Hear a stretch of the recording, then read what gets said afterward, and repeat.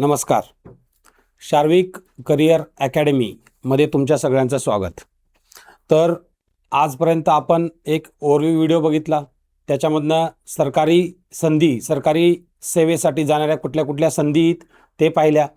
त्याच्यानंतर 4 दिवस आपण वर्दी फॅमिलीमधले 4 पोस्ट पाहिल्या. त्याच्यातली सगळ्यात पहिली आपण बघितली पोलीस भरती. नंबर 2 बघितली आपण SSC GD म्हणजेच जनरल ड्युटी कॉन्स्टेबल. नंबर 3 बघितली अग्निवीर स्कीम. आणि नंबर 4 जी आपण काल बघितली ती कोणती बघितली ते तुम्ही कमेंटमध्ये सांगा. ठीक आहे, म्हणजे तुमचं लक्ष आहे की नाही ते पाहू आपण. म्हणजे तुम्ही सिरीज पाहताय की नाही हे आपल्या लक्षात येईल. बरं, आज वर्दीचा विषय इथे संपतो, खालच्या 10वी 12वी ITI नंतर. ठीक आहे, आता आपण जाऊया भारतातल्या सगळ्यात मोठ्या भरतीकडे. अशी भरती असं म्हणतात भारतामध्ये सगळ्यात जास्त एम्प्लॉयमेंट कोण देतं, तर ते देतं इंडियन रेल्वे. तर त्या रेल्वेबद्दलच आपण माहिती घेणार आहोत. मी विशेषतः या गोष्टी इथं इन्क्लूड करण्याचं कारण हे सगळं मराठीत आहे बरं का. आज मी जे पण डिस्कस करणार आहे ते सगळं मराठीमध्ये असणार आहे आणि परीक्षासुद्धा मराठीमध्येच होणार आहेत. त्यामुळं व्यवस्थित बघा आणि तुमच्या एलिजिबिलिटीला काय लागू आहे काय नाही. 10वी 12वी असेल तर तुमच्यासाठी ही सुवर्ण संधी आहे. त्याचं कारण, किंवा ITI असेल तर त्याचं कारण मी हे सांगतोय की मराठी तरुण जनरली अशा परीक्षाकडे दुर्लक्ष करतो. त्यामुळे तुम्ही बघितलं असाल की मी पहिल्या व्हिडिओमध्ये पण सांगितलं होतं की जेव्हा तुम्ही रेल्वेमध्ये वगैरे जाता का तिकीट काढण्यासाठी असेल किंवा मग बाकीच्या छोट्या मोठ्या टेक्निशियन असतील किंवा अन्य पदं असतील, त्या पदासाठी बरेचसे बाहेरचे लोक आहेत. आपला मराठी तरुण खूप कमी जागी दिसतो याच्यामध्ये. त्याचं कारण मला अजूनही समजलेलं नाही. त्यामुळं विशेषतः मी या गोष्टीवर जरा व्यवस्थित विस्तृत माहिती करणार आहे.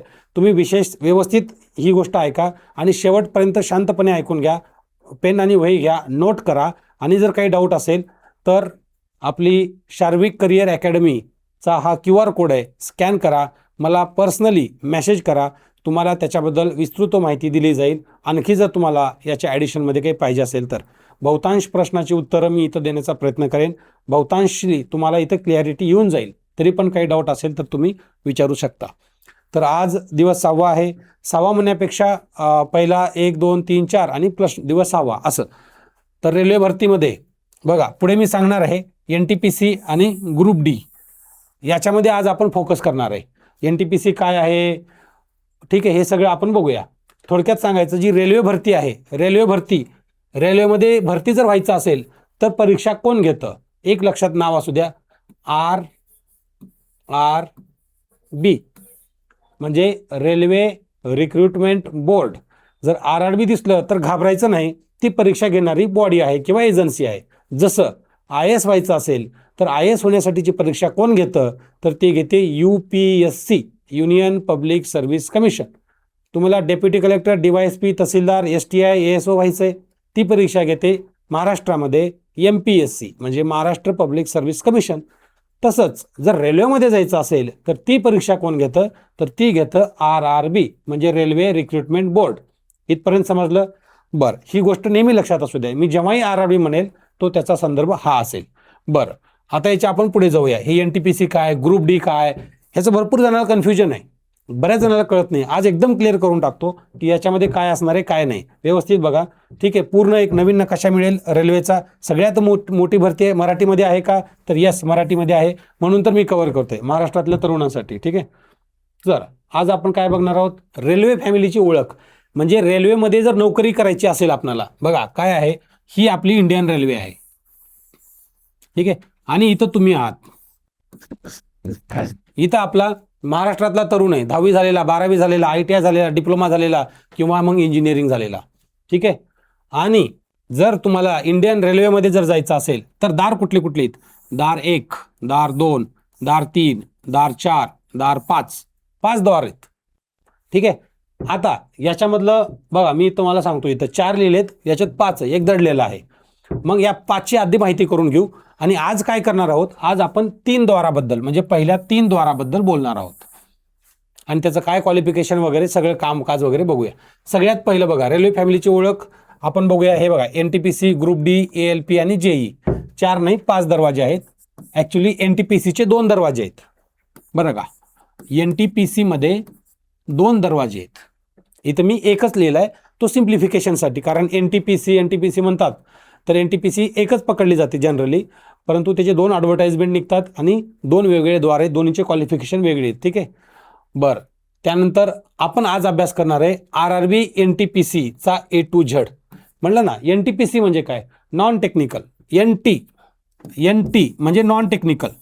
नॉन टेक्निकल म्हणजे तुम्हाला ITI डिप्लोमा किंवा इंजिनिअरिंगची डिग्री लागत नाही.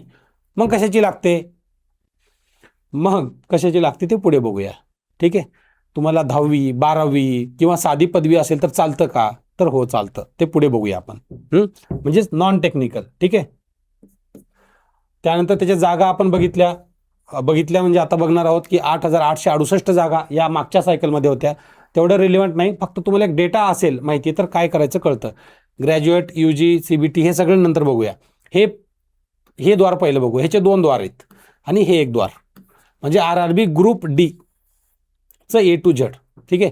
NTPC ग्रुप C ची एक्झाम आहे, म्हणजे group A, group B, group C आणि ग्रुप D सर्व्हिस. त्याच्यातली ग्रुप C हे NTPC आहे आणि ग्रुप D ची स्पेशल ग्रुप D म्हणून लिहिलेलं आहे.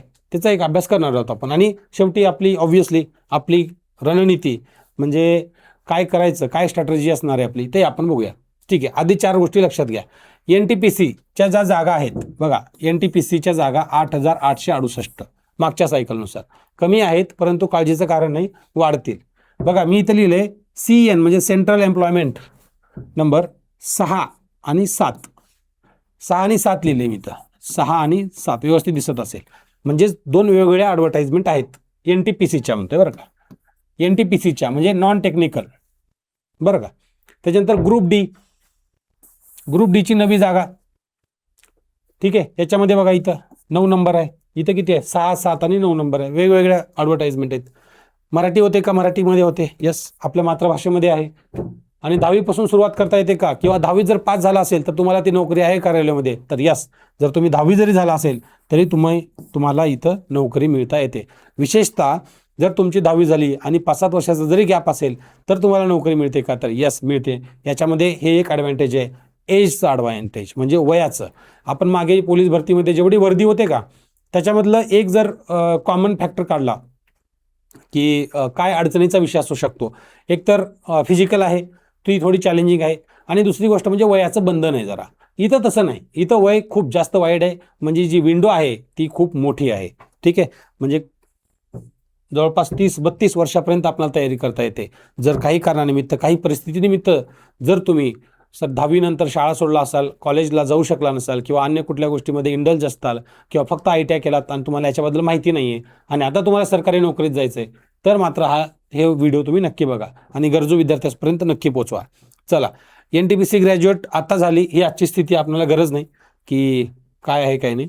जशी जशी ॲडव्हर्टाइजमेंट येत राहील, जेव्हा ॲडव्हर्टाइजमेंट येईल त्याच्या अगोदर म्हणजे ज्या दिवशी पडेल त्याच्या दुसऱ्या दिवशी आपला डिटेल ॲनालिटिकल व्हिडिओ आपल्या चॅनलवर उपलब्ध असेल. ठीक आहे. वेळोवेळी जी सरकारी नोकरी आहे, जे तुम्हाला रिलेव्हंट आहे, अगोदर सांगितलं जाईल, ते बघा, तुम्हाला होईल. बरं, रेल्वे फॅमिलीचे 4 दरवाजे म्हणण्यापेक्षा मी 5 दरवाजे म्हणेल. 4च आहेत. NTPCचे 2. ठीक आहे. ग्रुप D, ग्रुप Dचा 1 आणि JE आणि ALP हे इथं लिहिलं आहे बघा. NTPCचे 2 दरवाजे म्हणजे 1 आणि 2 आहेत. 3, 4, 5. बरं, एक खातं आहे वेगवेगळ्या पात्रतेवर. रेल्वे खातं आहे, मला रेल्वेत जायचं आहे. सगळेजण म्हणतात मला रेल्वेत जायचं आहे. अरे बुवा ठीक आहे, पण तुझं काय क्वालिफिकेशन आहे? ठीक आहे. आणि कुठल्या पोस्टसाठी जायचं आहे तुला ते सगळं बघ ना, त्याचं सिलेबस बघ, तू बसतोस की नाही ते बघ, आणि नंतर डिसाईड कर जायचं की नाही. जर बसत असशील कर तयारी आणि जा रेल्वेमध्ये, काय अडचण आहे. ठीक आहे. तर ते आपण बघूया. बघा RRB. आता ही जी RRB म्हणजे आता इथं प्रत्येक जागी बघा, सगळीकडे मी RRB तुम्हाला पहिल्याच स्लाइडमध्ये सांगितले. RRB म्हणजे रेल्वे रिक्रुटमेंट बोर्ड. आता पुढे NTPC म्हणजे नॉन टेक्निकल म्हणजे जिथं ITI लागत नाही, पॉलिटेक्निक लागत नाही, म्हणजे डिप्लोमा लागत नाही किंवा मग इंजिनिअरिंग लागत नाही. मग काय लागतं तर 12वी आणि पदवी, कुठली पण पदवी बरं का, कुठली पण पदवी ती लागते. आता 12वी म्हणजे त्याला म्हणतो आपण इथं अंडर ग्रॅज्युएट, UG असं म्हणतात, आणि इथं ग्रॅज्युएट म्हणजे ग्रॅज्युएट म्हणतात आणि इथं UG म्हणतात. अंडर ग्रॅज्युएट म्हणजे ग्रॅज्युएटच्या खालचं, म्हणजेच 12वी पास. 12वी पास असेल तर तुम्हाला आहे, आणि ग्रॅज्युएट असेल तरी पण आहे. ठीक आहे, इथे 2 आहे, 2 ॲडव्हर्टाइजमेंट. म्हणजे NTPC जर आलं तर बघायचं की 2 ॲडव्हर्टाइजमेंट निघतात, एक तर 12वी वाल्यासाठी वेगळी निघते आणि ग्रॅज्युएट वाल्यासाठी वेगळी निघते. ठीक आहे, त्यामुळे बघा तुम्ही जर 12वी असाल तर NTPCची जाहिरात आली तर आली, लगेच बघायचं 12वी आहे का. 12वीची जाहिरात वेगळी निघते. आता बघा याच्यात कुठले कुठले आहेत. आता याच्यामध्ये जे स्टेशन मास्टर आहे का, आपण कुठल्याही रेल्वे स्टेशनमध्ये जातो तिथं स्टेशन मास्टर म्हणून लिहिलेलं असतं किंवा स्टेशन प्रबंधक वगैरे, ती पदं याच्यातून भरली जातात. त्याच्यासाठी पदवी लागते. किंवा मग हे जे आहेत ना क्लर्क असतील किंवा गुड्स गार्ड असतील. गुड्स गार्ड म्हणजे जे सामानाची वाहतूक होते तिथे बसलेले जे असतात, किती आले किती माल गेला हे सगळं लिहिण्यासाठी वगैरे जे क्लर्क असतात किंवा गार्ड असतात त्याला 12वी लागते. आता हे 10वीसाठी कुठले आणि 12वीसाठी कुठले पुढे डिटेल असणार आहेत, कुठले कुठले पद आहेत ते पण तुम्हाला सांगतो. ठीक आहे, आणि हाच आजचा फोकस असणार आहे बरं का, त्यामुळे याचं टेन्शन घेऊ नका. NTPC आता कळालं, NTPC नॉन टेक्निकल पोस्ट आहे. नॉन टेक्निकल म्हणजे त्याला ITI पॉलिटेक्निक इंजिनिअरिंग काही लागत नाही. RRB group D. आता ग्रुप डी ही NTPC जी आहे ती ग्रुप C ची एक्झाम आहे. ग्रुप C तर जसं आपण म्हणतो class 1 officer, class 2 officer, class 3 आणि क्लास 4, तर क्लास 3 म्हणजेच हे ग्रुप C. ठीक आहे, actually class 1 officer, class 2 officer हे जे नॉमेनकल्चर आहे हे आता बंद झालं आहे. आता group A service, group B service असंच आहे. ठीक आहे, त्यामुळं क्लास 1 क्लास 2 जे आपण म्हणतो ना तो इंग्रजाचा जमाना आहे, आपण बदलायला हवं. लोक बदलत नाहीत, ग्रामीण भागापर्यंत माहिती पोहोचत नाही. Group A service, group B service he service आहे नॉमेनकल्चर प्रॉपर. ग्रुप डी मध्ये काय बघा 10वी पास आणि ITI लागतं. आता इथं जसं म्हणलं तुम्हाला मी 10वी पास आहे, लागू शकतो का? यस लागू शकतात, 10वी पास आहे. ITI असेल तर लागू शकतो का? यस तुम्ही करू शकता. मग त्याच्यासाठी हेल्पर असेल किंवा पॉईंट्समन असेल ह्यासाठी 10वी पास चालेल. पण जरा ट्रॅक मेंटेनर आहे वगैरे त्याच्यासाठी ITI लागतं. ठीक आहे, त्याच्यामध्ये सुद्धा 22,000 नवीन जागा म्हणजे आता येणार आहेत. हा आजचा फोकस असणार आहे. त्यानंतर आहे RRB ALP. म्हणजे जर तुम्हाला आपण म्हणतो ना जर फ्लाईट जर कोण उडवत असेल म्हणजे विमान काय म्हणतो, लहानपणी लहान मुलांना विचारलं तर काय म्हणतात, काय व्हायचंय? पायलट व्हायचंय. बरं, ते झालं विमान चालवण्यासाठी. जे रेल्वे चालवतात त्याला काय म्हणतात?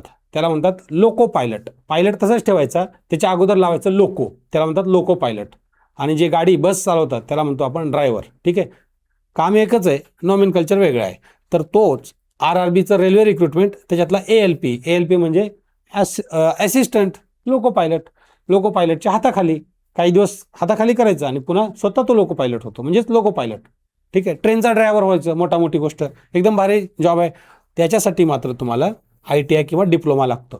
जर ग्रामीण भागात असाल किंवा छोट्या शहरातले असाल आणि जर तुम्ही ITI केलेला असाल फक्त, तरी सुद्धा तुम्हाला ही खूप मोठी संधी आहे. पगार वगैरे चांगला आहे. त्याच्यानंतर हे बघा असिस्टंट लोको पायलट तांत्रिक शाखा याची स्वतंत्र भरती होते बरं का. त्याच्यानंतर RRB JEE म्हणजे ज्युनियर इंजिनियर. इथं डिप्लोमा किंवा इंजिनिअरिंग लागतं. डिप्लोमा किंवा इंजिनिअरिंग केला असाल तर तुम्हाला इथं ही भरती मिळते. याची पण स्वतंत्र भरती होते, हे आपण बघणार आहे. आता आजचा फोकस काय, मी तुम्हाला 5 दार सांगितले. एक खातं आहे वेगवेगळ्या पात्रतेवर. रेल्वे फॅमिलीमध्ये 5 खाते, 5 द्वार आहेत, 5 दार आहेत. पहिलं दार 10वी असणाऱ्यासाठी आहे का? तर यस. ITI असणाऱ्यासाठी आहे. दुसरं दार 12वी असणाऱ्यासाठी आहे. तिसरं दार ग्रॅज्युएट पदवी असण्यासाठी आहे. म्हणजे मी आज तिन्ही कव्हर करणार आहे. 10वी पास असाल, 12वी पास असाल किंवा मग तुम्ही ग्रॅज्युएट असाल तरी सुद्धा तुम्हाला तिन्ही दार उघडे आहेत. ठीक आहे, आजचा फोकस तोच आहे. आणि या 2 गोष्टी ज्या आहेत त्या आपण उद्या कव्हर करूया. ठीक आहे, ITI डिप्लोमा किंवा डिप्लोमा BE म्हणजे टेक्निकल साईडला, ते आपण उद्या करू. बरं, आता इथं बघा NTPC सेम नॉन टेक्निकल किती जागा? 8,868 जागा. त्याच्यामध्ये ग्रॅज्युएट आणि अंडर ग्रॅज्युएट विभागणी. मी म्हटलं तुम्हाला UG म्हणजे 12वी पास, अंडर ग्रॅज्युएट म्हणजे पदवी. ठीक आहे, याच्यामध्ये जर आपण बघितलं हे बघा ग्रॅज्युएटच्या आहेत ना 5,860 म्हणजे 66% जागा ह्या पदवीसाठी आहेत, पदवीवाल्यासाठी आहेत. आणि 34% जागा ह्या 12वी वाल्यासाठी आहेत. म्हणजे ज्यांनी 12वी पास केलेली आहे त्याच्या सुद्धा 3,000 जागा आहेत, कमी नाहीत, 3,000 जागा आहेत. त्यामुळे काही घाबरण्याचं कारण नाही की माझी 12वी आहे आणि पदं नाही आहेत. 10वी वाल्यासाठी किती पदं आहेत? भरपूर पदं आहेत, ते पुढे स्लाईडमध्ये सांगते तुम्हाला. बरं, ग्रॅज्युएट पदं आता मी तुम्हाला सांगितलं की NTPC आता जी आहे नॉन टेक्निकल पदं आहेत, चे 2 दरवाजे आहेत. एक दरवाजा आणि हा दुसरा दरवाजा. हा पहिला दरवाजा आणि हा दुसरा दरवाजा. हा जो पहिला दरवाजा आहे तो ग्रॅज्युएट पद आहे म्हणजे पदवीवाल्याला आहे, ज्याच्याकडे पदवी आहे मग पदवी कुठली? इंजिनिअरिंगची पाहिजे का? तर बिलकुल नाही. BCA असेल चालेल, BSc असेल चालेल का? चालेल. BA चालेल, BCom सगळं चालेल, बिलकुल चालेल. आणि विशेषतः याचं एक सांगतो तुम्हाला की याचं वय आहे ना 18 ते 33 आहे. सगळ्यात महत्त्वाचं 18 ते 33 म्हणजे वयाच्या 33 वर्षापर्यंत सुद्धा तुम्ही ही परीक्षा देऊ शकता. याचा अर्थ असा नाही की तुम्ही तोपर्यंत द्या. याचा अर्थ असा आहे, जर तुम्ही काही कारणानिमित्त जर अगोदरच्या पिरियडमध्ये तुम्हाला माहिती अभावी असेल किंवा तुम्हाला योग्य मार्गदर्शन मिळालं नसेल किंवा काहीही कारण असेल, ठीक आहे, घरची परिस्थिती असेल किंवा अन्य कारणामुळं तुम्हाला जर परीक्षा देता येत आली नाही अगोदरच्या काही काळामध्ये, तरी सुद्धा तुम्ही 2-3 वर्षामध्ये किंवा 1-2 वर्षाच्या संघर्षानं व्यवस्थित अभ्यास करून सुद्धा तुम्ही ही परीक्षा क्रॅक करू शकता. त्याच्यामध्ये काय बघा, स्टेशनचं मास्टर आपण जे म्हणलं ते याच्यामधनं होतं. Goods train manager. Goods train म्हणजे आपण जे पॅसेंजर ट्रेन असतात, आपण ज्या ट्रेनमध्ये प्रवास करतो तो पॅसेंजर ट्रेन असतात. गुड्स ट्रेन म्हणजे माल वाहतूक गाड्या आहे ना, कोळसा असेल, आयर्न ओर असेल किंवा मोठ्या कॉइल्स असतील स्टील इंडस्ट्रीमधल्या किंवा असं मोठमोठा माल जिथे ट्रेननं वाहतूक होते का तिथं होतं. आणि तुमच्या माहितीच तर की इंडियन रेल्वेला जो फायदा होतो का प्रॉफिट, तो प्रॉफिट हा गुड्स ट्रेनमधनंच होतो. ठीक आहे, पॅसेंजर ट्रेनमधनं नॉर्मली म्हणण्यापेक्षा फायदा होत नाही. एवढं तिकीट कमी का तर रेल्वे लॉसमध्ये बऱ्यापैकी जात आहे. बऱ्यापैकी जाते म्हणण्यापेक्षा त्याला म्हणतो क्रॉस सबसिडायझेशन हा शब्द आहे. म्हणजे गुड्स म्हणजे वाहतूक गाड्यातनं मिळणारं प्रॉफिट ते इकडं टाकतात. ठीक आहे, आणि असं बॅलन्स आउट करतात. तर ते आहे ट्रेन मॅनेजर, तेच गुड्स ट्रेन मॅनेजर. त्याच्या सिनियर क्लर्क जे ट्रॅफिक असिस्टंट हे सगळ्या पोस्ट त्याच्यामध्ये आहेत. UG म्हणजे 12वीसाठी काय, इथं आहे तुमची 12वी. हे बघा 12वी किंवा 12वी झाली माझी. काय पद असतील? कमर्शियल कम तिकीट क्लर्क म्हणजे जर तुम्ही तिकीट क्लर्क, जर तुम्ही तिकीट काढायला जाता, जेव्हा तुम्ही तिकीट काढता का, जो तिकीट काढणारा असतो तो क्लर्क तुम्हाला तिकीट देतो पैसे घेऊन, तो 12वी नंतर करता येते. त्याच्यानंतर ट्रेनचा क्लर्क आहे. ट्रेनमध्ये सुद्धा एक क्लर्क असतो, ज्युनियर क्लर्क कम टायपिस्ट वगैरे वगैरे आहे. 18 ते 30, 18 ते 32 पर्यंत वय आहे. ॲडव्हर्टाइजमेंटनुसार बदलतं. बऱ्यापैकी एज विंडो आहे, 12, 13, 14 वर्षाची वेज विंडो आहे. ठीक आहे, कुठे अर्ज करायचं आपण ते बघूया. ठीक आहे, एका RRB म्हणजे काय हे सगळं आपण बघूया, टेन्शन घेऊ नका. अर्ज कसा करायचा हे कळालं. NTPCच्या 2 दार, 12वीसाठी एक वेगळी दार आणि ग्रॅज्युएशन म्हणजे पदवीसाठी वेगळं दार. आता याच्यामध्ये पण एक ट्रिक आहे. ती ट्रिक इथं आहे का? NTPCच्या व्हॅकन्सीज आहेत ह्या. बर, इथे सांगतो. आता याच्यात ट्रिक असा आहे की NTPC एकदा जाहिरात प्रसिद्ध केली म्हणजे RRBनं एकदा म्हणलं की NTPC आम्ही परीक्षा घेणार आहेत. आता जाहिरात आली, एकदा जर का ॲडव्हर्टाइजमेंट आली तर मग समजा मी 12वीला आहे तर मी काय करू? मग काय होतं की एकच फॉर्म भरायचा, पण कुठे जवळपास 21 RRB म्हणजे रेल्वे बोर्ड आहेत. जसं की मुंबई, आपण महाराष्ट्रामध्ये महाराष्ट्राचं सांगतोय मी, तर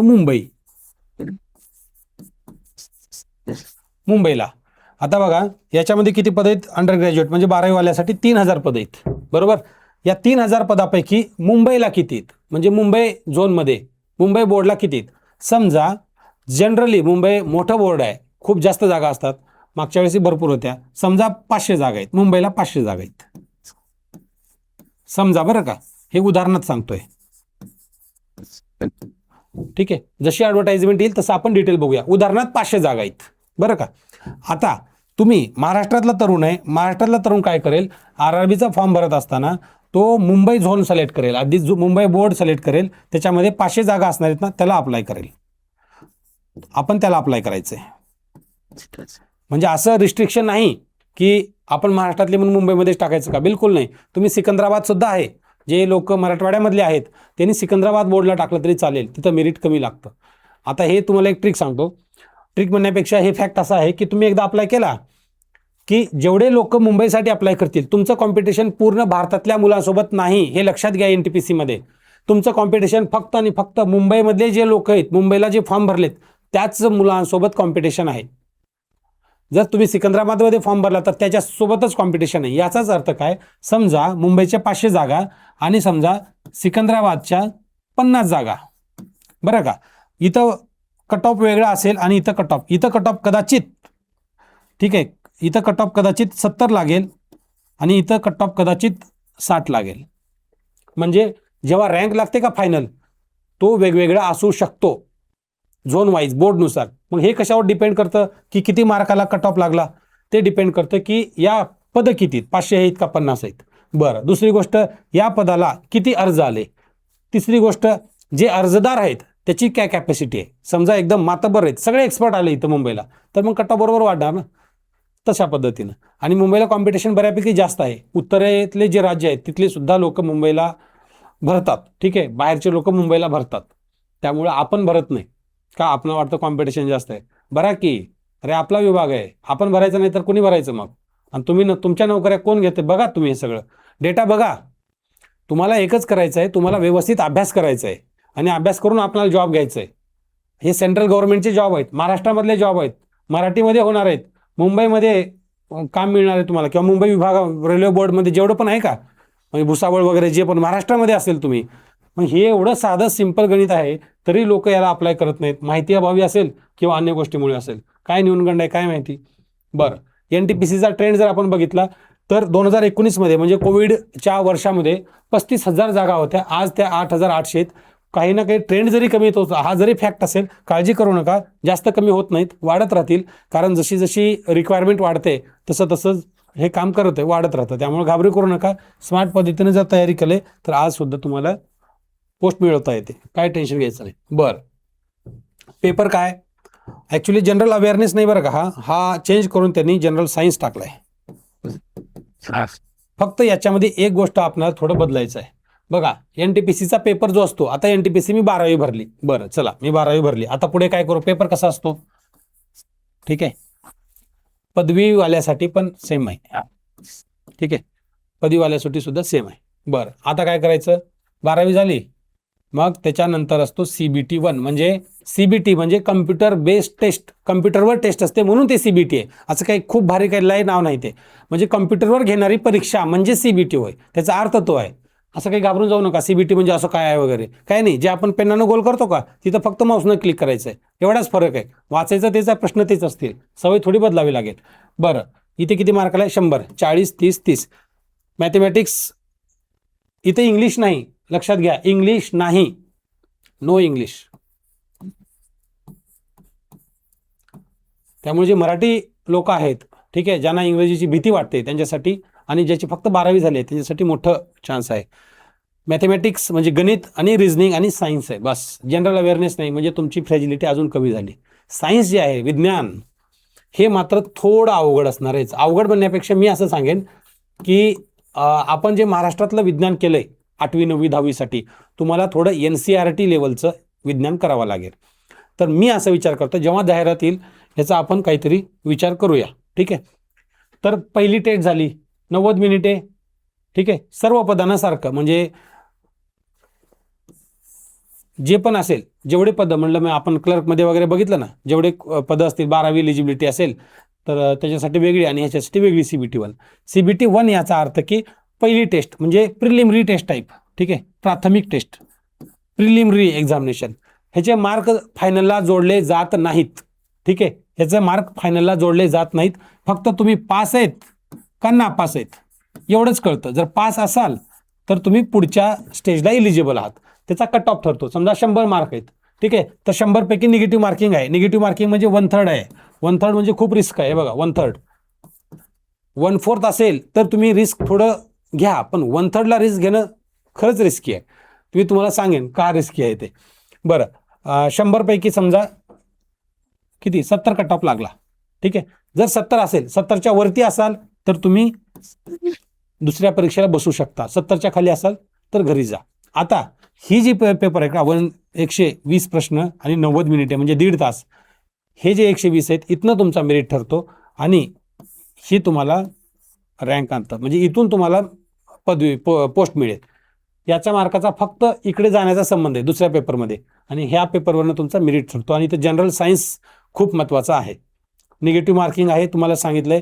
निगेटिव्ह मार्किंग असल्यामुळं सगळ्यांनी इथं काळजीपूर्वक घ्या. आता NTPCची निवड प्रक्रिया कशी आहे, इथं मी पूर्ण तुम्हाला माहिती दिला आहे. बघा, पहिलं काय, कॉमन स्क्रीनिंग, 100 क्वेश्चन असतात.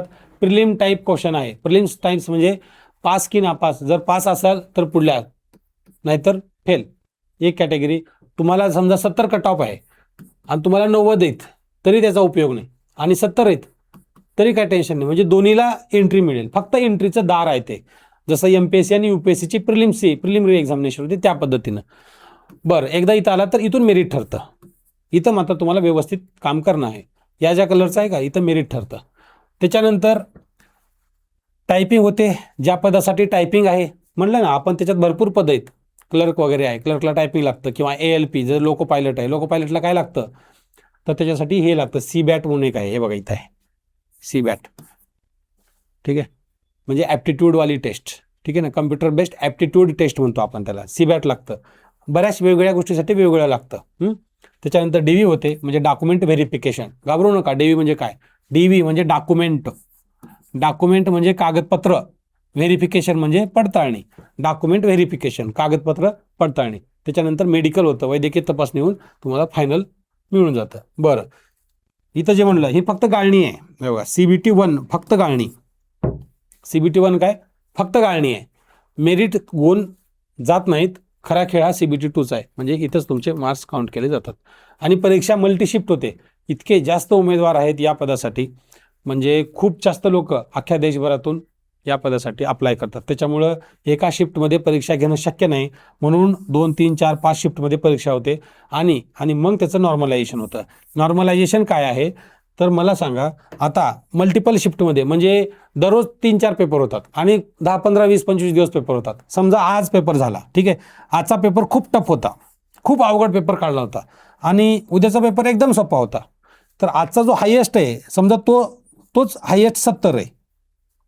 70च्या वरी कोणी नाहीच, सगळे 60 ते 70 मध्ये आहेत. आणि समजा एकदम सोपा असलेला पेपर सगळे 80 चे 90 मध्ये आहेत.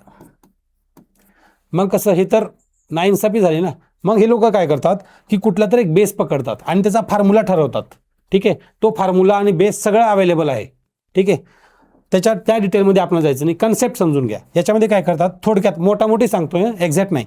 ह्याचा 90 आणि ह्याचा 70 सेम झाला ना. म्हणजे हा समज बेस पकडला, समजा की याला 70 मार्क पडले, समजा मला 70 पडले आणि तुम्हाला पडले 90, तर तुमचं आणि माझं सेमच आहे. म्हणजे दोघांनाही 70 मार्क आणतात. मग दोघांनाही 70 मार्क आले किंवा दोघांनाही 90 मार्क येतील. कळलं? किंवा जर समजा आणखी 3, 4, 5, 6, 7 जोडले तर सगळ्याचं जर काही ॲव्हरेज असेल तर मग दोघाला 85 येतील. कळलं का? त्या पद्धतीचं. म्हणजे तुमचं 90 आणि माझं 70 दोन्ही सेम आहे. पेपरच्या डिफिकल्टी लेवलवर मुलांना किती मार्क्स पडले त्या सगळ्याच्या बेसिसवर डिपेंड करतं, म्हणजेच नॉर्मलायझेशन होतं.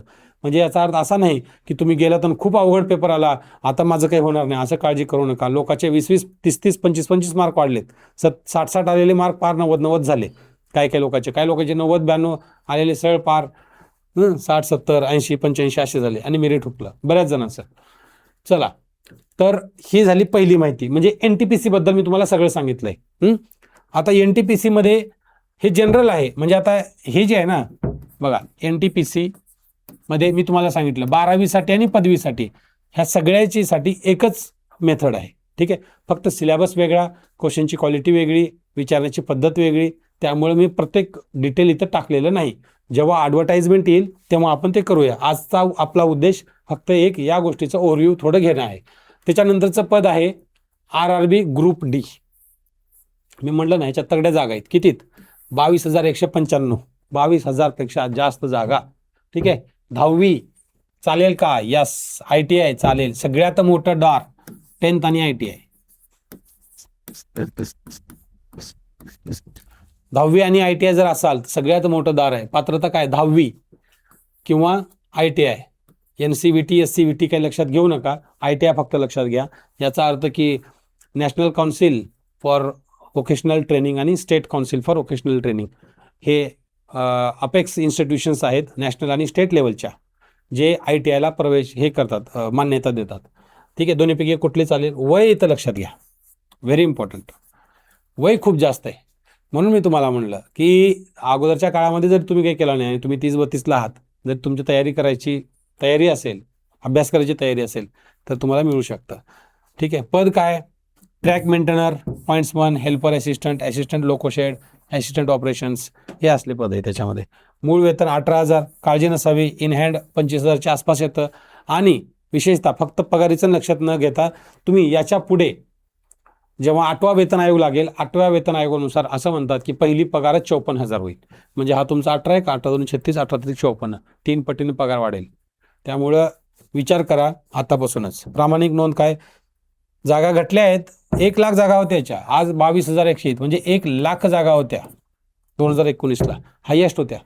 थोडक्यात सांगायचं म्हणजे जागा कमी जास्त होत राहतील, आणखी वाढतील, त्यामुळं टेन्शन घेऊ नका. बरं, याचा पेपर काय आपण बघितलं, NTPC मध्ये NTPC 12वी असेल किंवा पदवी असेल, काय होती सगळ्यात पहिली प्रिलिम्स परीक्षा, प्रिलिमिनरी एक्झामिनेशन, म्हणजे पास का नापास हे कळलं. पास असाल तर पुढे, नापास असेल तर बाहेर. आणि मग जी परीक्षा होईल त्याच्यावर मुख्य परीक्षा असेल, ती परीक्षेवर मेरिट ठरेल. आणि त्याच्यानंतर तिसरी पायरी ही स्किल असेल.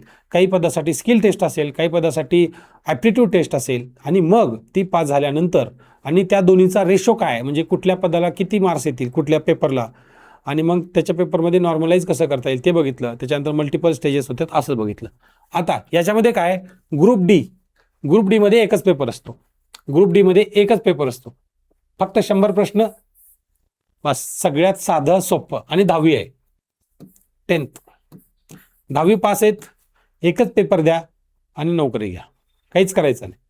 थोडं फिजिकल आहे याच्यामध्ये काय, हे बघा 25, 25, 30, 20 मार्काला आहे.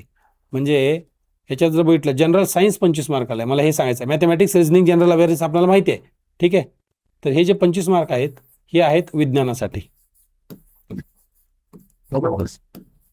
म्हणजे तुम्ही एक गोष्ट लक्षात ठेवला असाल की NTPC असेल, NTPCच्या दोन्ही परीक्षा 12वी असेल किंवा अंडर ग्रॅज्युएट असेल, ग्रॅज्युएट म्हणजे पदवी असेल, किंवा ही असेल ग्रुप डी, याच्यामध्ये विज्ञान महत्त्वाचं आहे.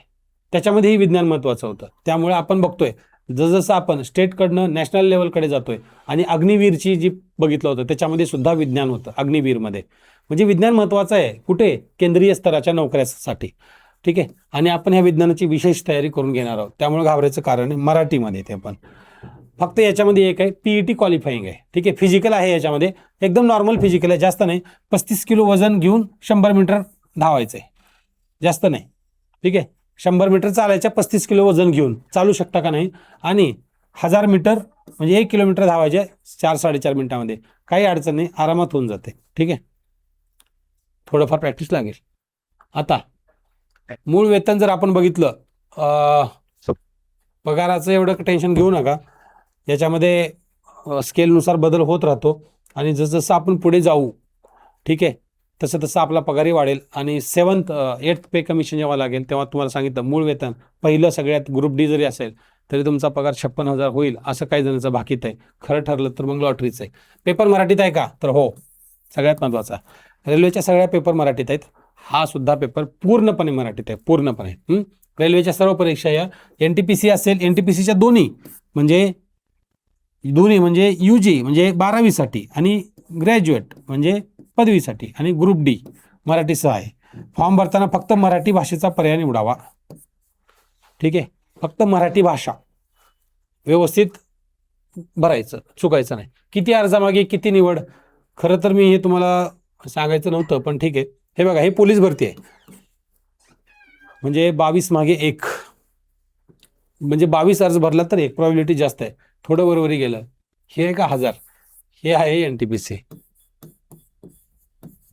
म्हणजे तुम्ही बघता NTPCला किती जास्त अर्ज येतात, कॉम्पिटिशन जास्त आहे. पण टेन्शन घेऊ नका, NTPCला फक्त NTPCची तयारी करणारे मुलं खूप कमी आहेत. काय करतात NTPCला, कारण मी तुम्हाला सांगितलं 1-2 पेपर आहेत, बाकी काहीच करायचं नाही.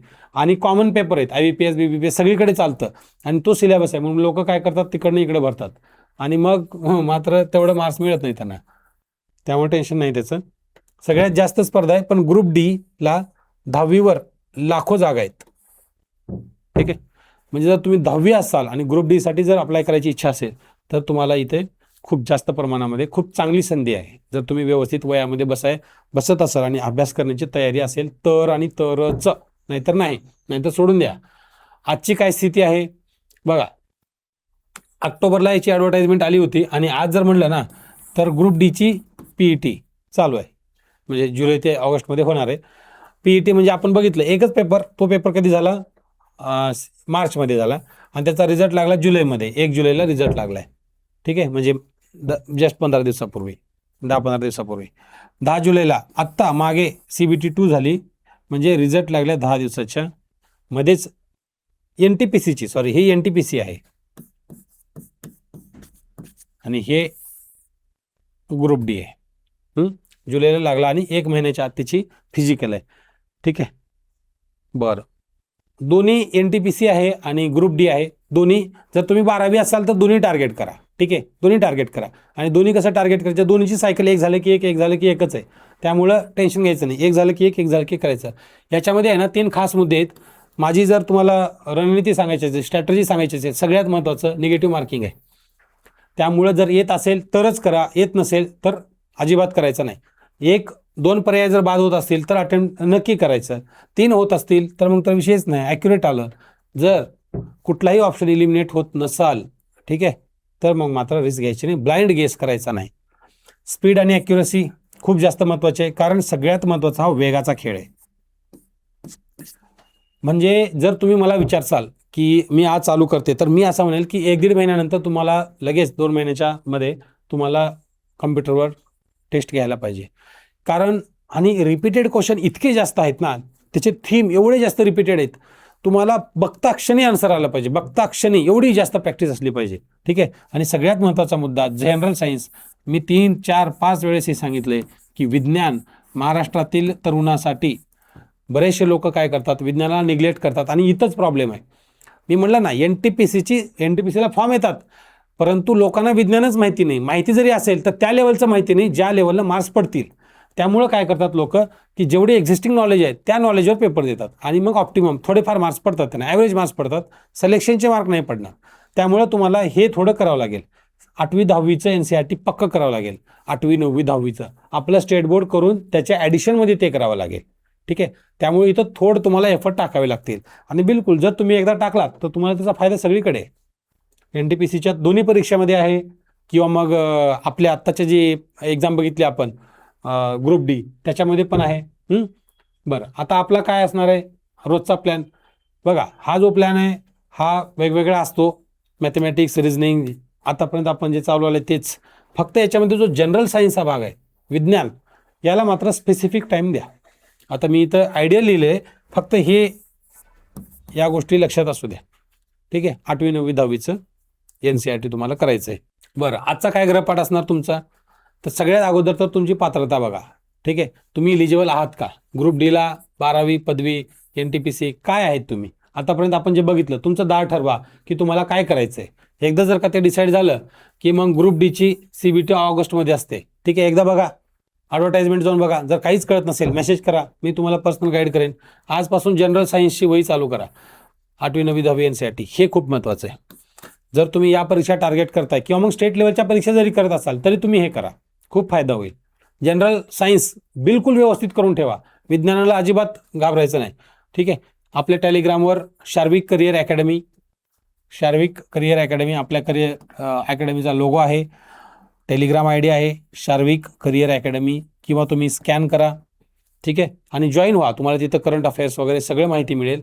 ठीक आहे, आज आपलं हे आहे झालं 10वी 12वी आणि पदवीसाठी नॉन टेक्निकल. बरं, NTPC म्हणजे नॉन टेक्निकल या गोष्टीसाठी एंट्री बघितली. आता उद्या आपण बघूया टेक्निकलसाठी. ठीक आहे, ITI डिप्लोमा या लोकांसाठी बघूया.